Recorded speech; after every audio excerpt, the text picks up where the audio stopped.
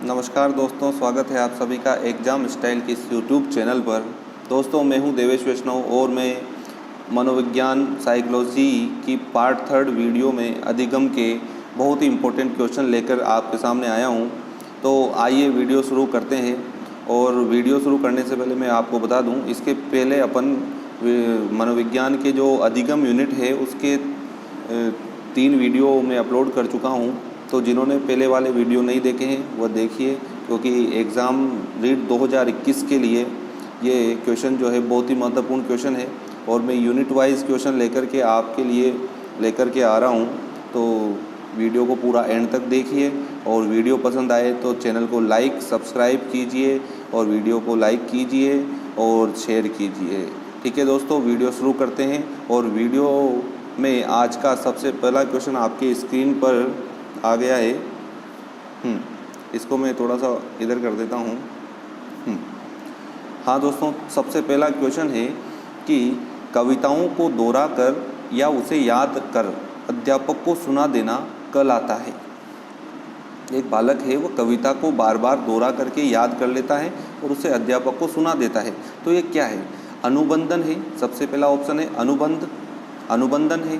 B निष्पादन, सी क्रियाप्रसूत अनुबंधन, the उक्त में से कोई नहीं। तो जल्दी से कमेंट बॉक्स में कमेंट करके अपना आंसर दीजिए, फिर मैं आपको इसके बारे में बताऊंगा कि इसका आंसर क्या होगा, इसका राइट आंसर क्या है। जल्दी से कमेंट कीजिए। तो दोस्तों, आपने सुना होगा अनुबंधन के बारे में, तो पावलोव ने और क्रियाप्रसूत अनुबंधन के सिद्धांत में स्किनर ने, दोनों ने अनुबंधन के बारे में बात कही है। तो अनुबंधन होता क्या है? अनुबंधन होता है जब एक चीज़ का साहचर्य दूसरी चीज़ के साथ जोड़ दिया जाए, वो अनुबंधन है। यहाँ पर बालक क्या कर रहा है? कविताओं को याद कर रहा है और याद करने के लिए बार बार कविता को पढ़ रहा है। पढ़ कर के बार बार याद कर लेना, इसमें अनुबंधन नहीं है। यहाँ पे अनुबंधन नहीं बना। अनुबंधन कब बनेगा? जब किसी चीज़ का साहचर्य दूसरी चीज़ के साथ जोड़ दिया जाए। यहाँ पर अनुबंधन का प्रयोग नहीं किया गया है। तो बी ऑप्शन तो यहाँ पर गलत हो गया। फिर बी ऑप्शन में क्या है? निष्पादन। निष्पादन क्या होता है? किसी भी कार्य को करने पर, किसी भी काम को करने पर आपने कितना अच्छा उसमें किया है। मतलब जब अपन कोई चीज़ पढ़ रहे हैं तो आपने कितना अच्छा अधिगम आपने किया है, वो क्या है? निष्पादन है। कोई चीज़ अपन ने जाना, किसी चीज़ को सीखा, फिर उसके बाद अपन उसको कितना बेहतर ढंग से कर पा रहे हैं, ये अपना निष्पादन होता है। तो वही यहाँ पर हुआ है। बालक ने क्या किया? कविताओं को बार बार याद किया और याद करके अध्यापक को सुना दिया। तो याद करना तो उसका क्या था? अधिगम प्रक्रिया थी। याद करना क्या था? अधिगम प्रक्रिया थी। और उसे अध्यापक को सुना देना, अध्यापक को सुना देना, उसने क्या किया? फिर निष्पादन किया। सीखे गए ज्ञान का निष्पादन किया गया है यहाँ पर। तो यहाँ पर जो होगा बी ऑप्शन राइट आंसर होगा। यहाँ पर इस कथन के अनुसार क्या हो रहा है? निष्पादन किया जा रहा है। तो बी ऑप्शन ही राइट आंसर होगा दोस्तों। तो मैं टिक कर देता हूँ। राइट आंसर क्या है? Option number b. ठीक है दोस्तों, चलिए नेक्स्ट क्वेश्चन की ओर पर बढ़ते हैं। नेक्स्ट क्वेश्चन है, अधिगम असहायता की परिघटना पर सबसे पहले प्रयोग किसने किया? अधिगम, एक बार फिर क्वेश्चन को पढ़ रहा हूँ। अधिगम असहायता की परिघटना पर सबसे पहले प्रयोग किसने किया? अ ऑप्शन है थॉर्नडाइक व मायर, बी ऑप्शन है स्किनर व मायर, सी ऑप्शन है सेलिगन व मायर और डी ऑप्शन है वॉटसन व मायर। तो यहाँ पर जल्दी से आप कमेंट बॉक्स में कमेंट करके आंसर दीजिए। बहुत ही अच्छा क्वेश्चन है और आपको बहुत कम किताबों में ये क्वेश्चन पढ़ने को मिलेगा और रीट 2021 में हो सकता है आ जाए ये क्वेश्चन। तो याद रखना, जल्दी से कमेंट बॉक्स में कमेंट करिए। जिनको आंसर पता है वो कमेंट कीजिए। दोस्तों, आपने इसका पहले मैं राइट आंसर बता देता हूँ। इसका राइट आंसर होगा सेलिगन व मायर। अधिगम असहायता की परिघटना पर जो प्रयोग किया था वो सेलिगन व मायर ने किया था। दो यहाँ पर सी ऑप्शन राइट आंसर होगा। अब इसके पीछे की पूरी कहानी सुनिए कि अधिगम असहायता की परिघटना क्या होती है और इस पर प्रयोग सेलिगन व मायर ने प्रयोग जो किया उसमें क्या क्या किया था। तो सबसे पहले मैं अधिगम असहायता के बारे में बताता हूँ कि अधिगम असहायता क्या है। इसको एक उदाहरण से समझिए। इसमें आपको मैं एक उदाहरण देता हूँ कि एक बच्चा है जो रीट का एग्ज़ाम 5 साल से दे रहा है और हर बार वह असफल हो जाता है।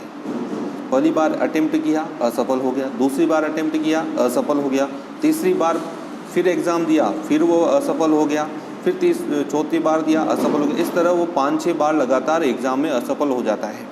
तो 7वीं 8वीं बार जब वो एग्ज़ाम देता है तो उसके दिमाग में आ जाता है कि अब मैं पास हो नहीं सकता, अब मैं पास हो ही नहीं सकता, मैं बार बार असफल हो रहा हूँ। उसके दिमाग में अब ये बैठ गया कि मैं अब पास हो ही नहीं सकता। इस स्थिति को अधिगम असहायता कहते हैं। इस स्थिति को अधिगम असहायता कहते हैं, जब व्यक्ति के दिमाग में आ जाए कि अब मुझसे ये हो ही नहीं पाएगा, कभी नहीं कर सकता मैं। तो इस स्थिति में क्या हो गया कि उसने ये सोच लिया कि अब मैं इस चीज़ को कभी नहीं सीख सकता हूँ। तो यह स्थिति जो होगी वो अधिगम असहायता होगी। और इस प्रकार की घटना पर सबसे पहले सेलिगन व मायर 2 वैज्ञानिक थे, इन्होंने प्रयोग किया था। और इस प्रयोग में इन्होंने प्रयोग किस पर किया था? कुत्ते पर प्रयोग किया था। मैं लिख देता हूँ, कुत्ते पर प्रयोग किया था, याद रखना। किस पर? कुत्ते पर प्रयोग किया था। सेलिगन व मायर ने इस परिघटना में जो प्रयोग किया था वो कुत्ते पर किया था। और कुत्ते पर किस प्रकार प्रयोग किया? इन्होंने क्या किया, कुत्ते को ऐसी परिस्थिति में रखा कि वो इस तरह से रखा कि वो उस परिस्थिति से बाहर न निकल पाए। मतलब उसको इस प्रकार से बांध दिया कि वो वहाँ से भाग नहीं पाए। और उन्होंने उसको क्या किया, बार बार करंट का शॉक दिया, इलेक्ट्रिक शॉक दिया। और कुत्ते को इस प्रकार से इस परिस्थिति में रखा कि वो उस परिस्थिति से नहीं निकल पाएगा। मतलब वहाँ से जब वो शॉक दे रहे थे तो कुत्ता वहाँ से भागने की कोशिश करता, लेकिन उसको इस प्रकार से रखा गया कि वो उस जगह से बाहर नहीं निकल पाएगा। तो कुत्ते को पहली बार शॉक दिया, उसने बहुत प्रयास किया, बहुत ज़्यादा प्रयास किया उसको वहाँ से निकलने का, उस जगह से निकलने का। इधर भगा, इधर झपटा, पर वो नहीं निकल पाया। फिर दूसरी बार उसको शॉक दिया गया, फिर उसने प्रयास किया। इसी तरह जब 6-7 बार उन्होंने शॉक दिया तो कुत्ते का जो प्रयास था वो लगातार कम होता गया। कुत्ता क्या है, पहली बार जितना उसने भागने के लिए प्रयास किया था उतना दूसरी बार में कम हो गया। इस तरह से कम होता गया और अंततः जब उसको शॉक दिया गया तो कुत्ते ने कोई रिएक्ट ही नहीं किया उसने। तो यहाँ पर सेलिगन और मायर ने बताया कि जब व्यक्ति को जब कुत्ते को बार बार शॉक दिया जा रहा था तो एक समय ऐसा आ गया कि कुत्ते को शॉक की आदत पड़ गई। उसने सोच लिया कि अब मैं यहाँ से नहीं निकल सकता, तो कैसे न कैसे करके मुझे इसी के साथ ही रहना पड़ेगा। तो इस स्थिति को क्या नाम दिया उन्होंने? अधिगम असहायता नाम दिया। जब व्यक्ति ये सोच लेता है कि मैं अब इस स्थिति से बाहर नहीं निकल पाऊँगा या मैं अब इस परीक्षा को पास नहीं कर पाऊँगा, तो ये स्थिति क्या है? अधिगम असहायता की स्थिति है। और इस स्थिति पर सबसे पहले प्रयोग किसने किया? सेलिगन व मायर ने किया। तो मैं इसके ऊपर टिक कर देता हूँ। इसका राइट आंसर होगा दोस्तों सेलिगन व मायर। ठीक है दोस्तों, नेक्स्ट क्वेश्चन की ओर बढ़ते हैं। नेक्स्ट क्वेश्चन है आपकी स्क्रीन पर, अनुबंधित तथा अनअनुबंधित उद्दीपक एक साथ किस में दिए जाते हैं? यह भी बहुत ही अच्छा क्वेश्चन है। आपने प्राचीन अनुबंधन का सिद्धांत या शास्त्रीय अनुबंधन का सिद्धांत या कंडीशनिंग रेस्पॉन्स थ्योरी जो CR थ्योरी जो थी वो पढ़ी होगी, जो पावलोव ने दी थी। उसमें इस प्रकार के अनुबंधन का जिक्र किया गया है कि अनुबंधित उद्दीपक और अनअनुबंधित उद्दीपक। अनुबंधित उद्दीपक का मतलब है घंटी और अनअनुबंधित उद्दीपक का मतलब था भोजन, UCS। अनअनुबंधित उद्दीपक UCS, अनकंडीशनिंग स्टिमुलस। और उद्दीपक अनुबंधित उद्दीपक का मतलब क्या है? Conditioning stimulus. तो अनुबंधित उद्दीपक तो क्या थी? घंटी। और अनअनुबंधित उद्दीपक क्या था? भोजन। ठीक है, तो इन दोनों को एक साथ कौन से अनुबंधन में दिया जाता है? तो आपने पढ़ा होगा अनुबंधन की विधियाँ। अनुबंधन की विधियाँ आपने पढ़ी होगी। तो अनुबंधन की विधियों में आपने पढ़ा होगा कि जब दोनों घंटी और दोनों UCS और CS दोनों एक साथ दिए जाते हैं तो उस प्रकार के अनुबंधन को कहा जाता है सहकालिक अनुबंधन। क्या कहा जाता है? सहकालिक अनुबंधन कहा जाता है। तो इस क्वेश्चन का राइट आंसर क्या होगा दोस्तों? सहकालिक अनुबंधन, बी जो ऑप्शन है वो इसका राइट आंसर होगा। तो मैं एक बार इस पर टिक कर देता हूँ, फिर इनकी अनुबंधन की विधियों को मैं आपसे थोड़ा सा डिटेल में बात करना चाहूँगा, तो इसका राइट आंसर क्या होगा? सहकालिक अनुबंधन। अब आइए अपन इसके ऊपर जो अनुबंधन की जो विधियां हैं, यहाँ से क्वेश्चन बन सकता है, इस वजह से मैं थोड़ा सा इसमें डिटेल में लेकर जा रहा हूँ आपको कि सहकालिक अनुबंधन क्या होता है और भी अनुबंधन की जो विधियां हैं उनमें क्या क्या किस प्रकार से उनका नाम है, तो वो आपके मैं बताता हूँ। नेक्स्ट स्लाइड की ओर बढ़ते हैं। तो यहाँ पर आपके सामने आ गई है अनुबंधन की विधियाँ।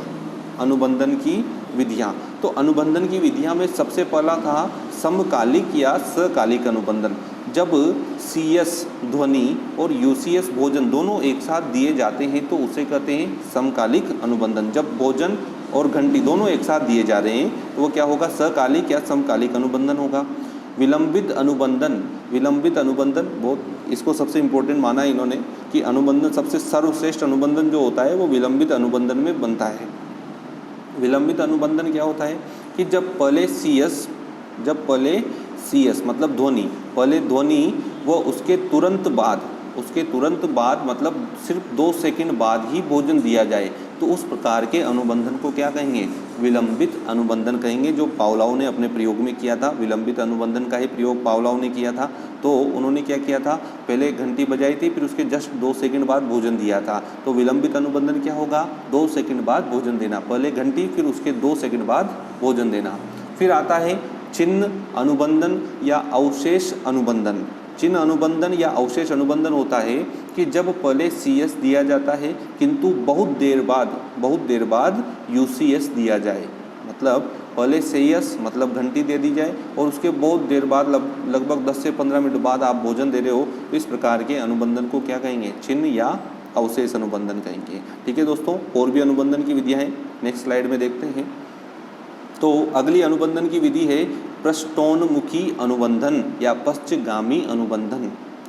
देखो, पृष्ठोन्मुखी या पश्चगामी अनुबंधन में क्या होता है कि पहले UCS दे दिया जाता है। पहले UCS मतलब भोजन पहले दे दिया जाता है और बाद में CS दिया जाता है। तो मतलब पृष्ठोन्मुखी पश्चगामी मतलब बैकवर्ड कंडीशनिंग हो गया। अब इसमें पहले CS नहीं दिया जा रहा, क्या दिया जा रहा है? पहले UCS, उसके जस्ट बाद में क्या दिया जा रहा है? CS दिया जा रहा है। मतलब पहले भोजन दे दिया जाएगा, बाद में घंटी बजाई जाएगी। तो इस प्रकार के अनुबंधन को क्या कहेंगे?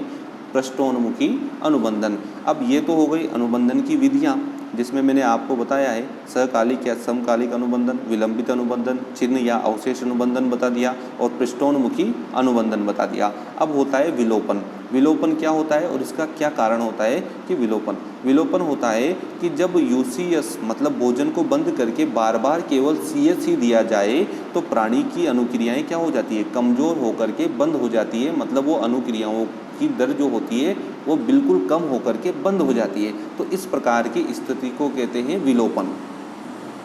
जैसे आपको समझाऊं मैं उदाहरण के माध्यम से, तो जब कुत्ते को बार बार मान लो घंटी दी जाएगी, भोजन नहीं दिया जाएगा, तो कुत्ता एक समय ऐसा आ जाएगा, कुत्ता ये समझ लेगा भाई अब भोजन नहीं दिया जा रहा, तो वो लार गिराना बंद कर देगा घंटी पर। तो इस प्रकार की स्थिति में क्या हो गया कि उसका अनुबंधन जो घंटी के साथ बना था वो उसका विलोपन हो गया, मतलब वो खत्म हो गया। तो अनुबंधन खत्म हो जाना, उस स्थिति को क्या कहेंगे? विलोपन कहेंगे। ठीक है। और विलोपन का जो कारण होता है वो होता है UCS मतलब भोजन की अनुपस्थिति होना या पुनर्बलन में कमी होना या बार बार घंटी का या CS का दिया जाना। ये क्या है? विलोपन के कारण है। आइए दोस्तों, इस क्वेश्चन को मेरे ख्याल से आपको बहुत अच्छे से ये क्वेश्चन समझ में आ गया होगा और इस क्वेश्चन के साथ आपके लगभग 2-4 क्वेश्चन और भी कंप्लीट हो गए होंगे। ठीक है दोस्तों, नेक्स्ट क्वेश्चन की ओर बढ़ते हैं। नेक्स्ट क्वेश्चन है, सबसे आसान क्वेश्चन है, जल्दी से कमेंट बॉक्स में आंसर दीजिए। पावलोव ने अपने प्रयोग किए थे चूहे, कबूतर, कुत्ते या बिल्ली, किस पर प्रयोग किया था? तो जल्दी से आंसर दीजिए। पावलोव ने अपना प्रयोग किस पर किया था? कुत्ते पर, कबूतर पर, चूहे पर या बिल्ली पर? आंसर क्या आएगा? आप सभी को पता है C जो ऑप्शन है वो इसका राइट आंसर होगा। कुत्ते पर पावलोव ने अपने शास्त्रीय अनुबंधन के सिद्धांत में पावलोव ने कुत्ते पर प्रयोग किया था। बहुत ही सीधा क्वेश्चन था, थोड़ा सा सीधा क्वेश्चन आ गया तो आप आंसर दे दिया करो इतने छोटे क्वेश्चन का। तो नेक्स्ट क्वेश्चन की ओर बढ़ते हैं। क्रिया प्रसूत अनुबंधन के जनक कौन है? ये भी आसान क्वेश्चन है। मैंने अभी जस्ट इसके पहले जब मैं क्वेश्चन में बात कर रहा था तब मैंने बताया था कि क्रिया प्रसूत अनुबंधन के सिद्धांत के जनक कौन है? स्किनर है। तो आंसर क्या जाएगा इसका? स्किनर। डी जो ऑप्शन है वो इसका राइट आंसर होगा। यदि आपको याद है तो कमेंट बॉक्स में कमेंट कीजिए। बिल्कुल D option is right answer. ठीक है दोस्तों, तो यहाँ पर मैं टिक कर देता हूँ। इस क्वेश्चन का आंसर क्या होगा? D, Skinner. नेक्स्ट क्वेश्चन की ओर बढ़ते हैं। नेक्स्ट क्वेश्चन है, इसको मैं थोड़ा नीचे कर देता हूँ।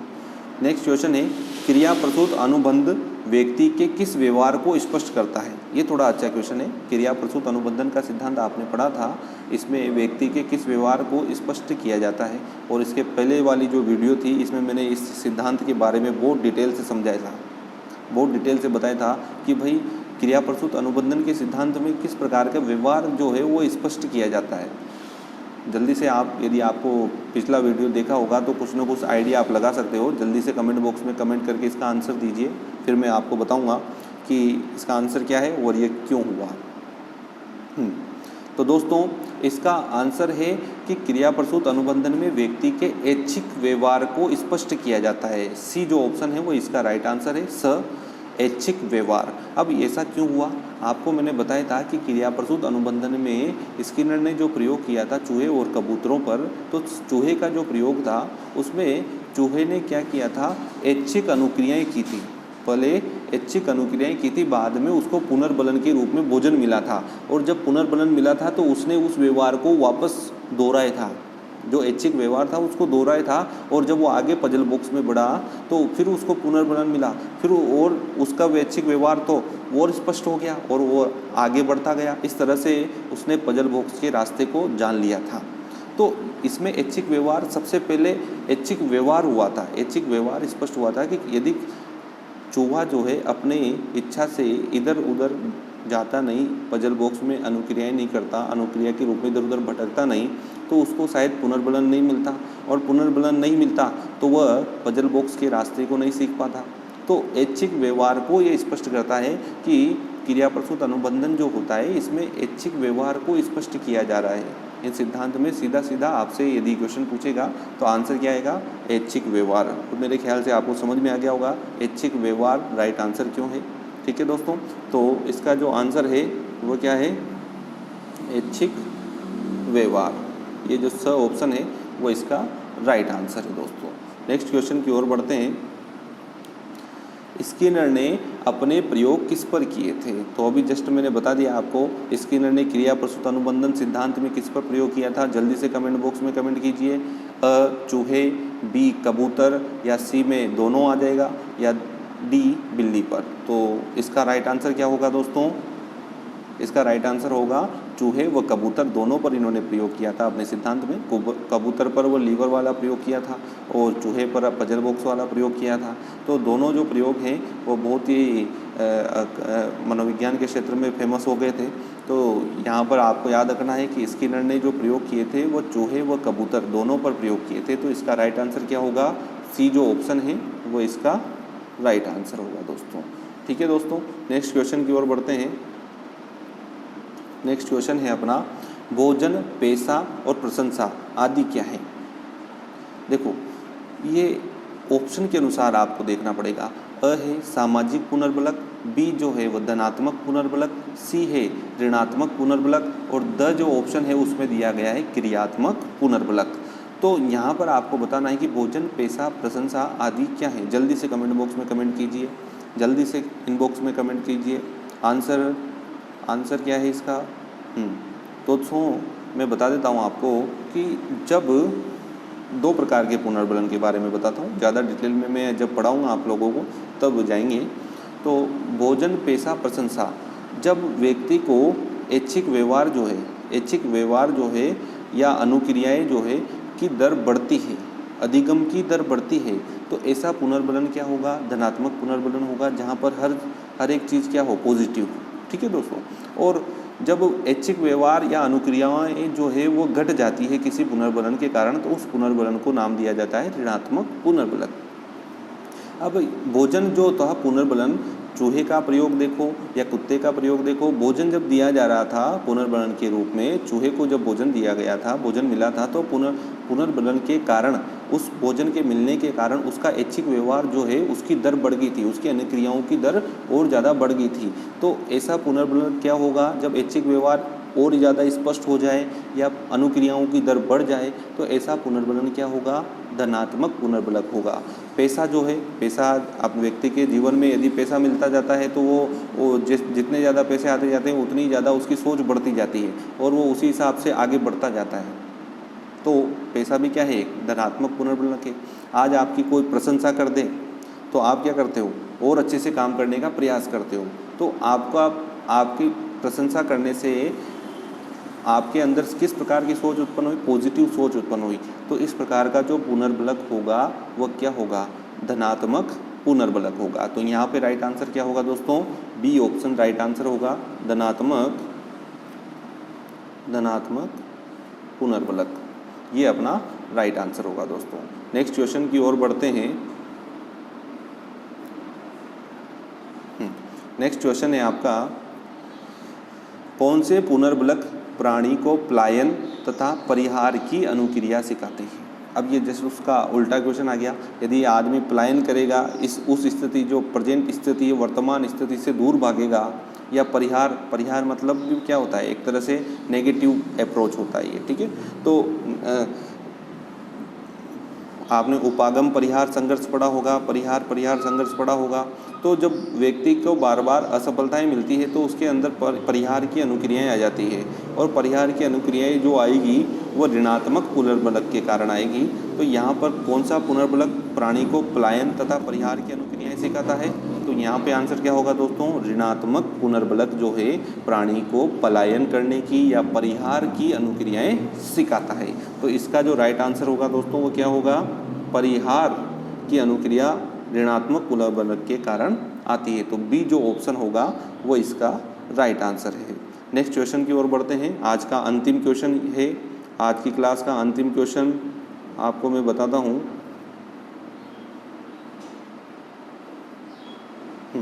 थोड़ा सा टाइम लग गया। अंग्रेजी पाठ, क्वेश्चन नंबर 10 है, अंग्रेजी पाठ सीखने का गणित सीखने पर कोई प्रभाव नहीं पड़ता। तो अधिगम अंतरण कौन सा होगा इसमें, तो अधिगम अंतरण आपने पढ़े होंगे।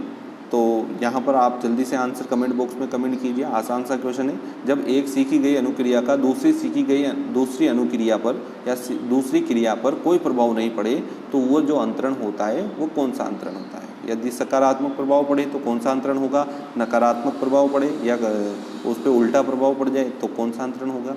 तो इनके बारे में बताता हूँ कि यदि अंग्रेजी किसी चीज़ को पहले सीखी गई काम का उपयोग यदि दूसरे ज्ञान को सीखने, नए ज्ञान को सीखने में किया जा रहा है, पहले सीखे गए ज्ञान का उपयोग नई चीज़ को सीखने में किया जा रहा है, तो इस प्रकार का जो अंतरण होगा अधिगम का वो होगा धनात्मक अंतरण।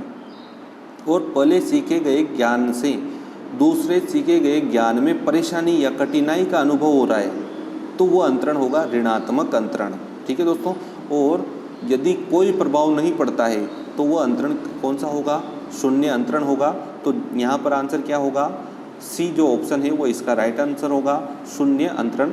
अंग्रेजी पाठ सीखने पर गणित सीखने में कोई प्रभाव नहीं पड़ता है तो क्या होगा, शून्य अंतरण होगा। यदि यहाँ पे ऐसा क्वेश्चन होता कि संस्कृत सीखने के बाद हिंदी सीखने में, एक बालक को संस्कृत सीखने के बाद हिंदी सीखने में और ज़्यादा वो सफलता मिलती है, संस्कृत सीखने के बाद हिंदी सीखने में अच्छा महसूस होता है या उसको अच्छा लगता है, तो इस प्रकार का जो अंतरण होगा, भाई संस्कृत में पढ़ा फिर उसके बाद हिंदी पढ़ा तो संस्कृत और हिंदी दोनों एक दूसरे से लगभग थोड़ा सा कोरिलेशन रखता है, तो इनमें जो अंतरण होगा वो धनात्मक अंतरण होगा।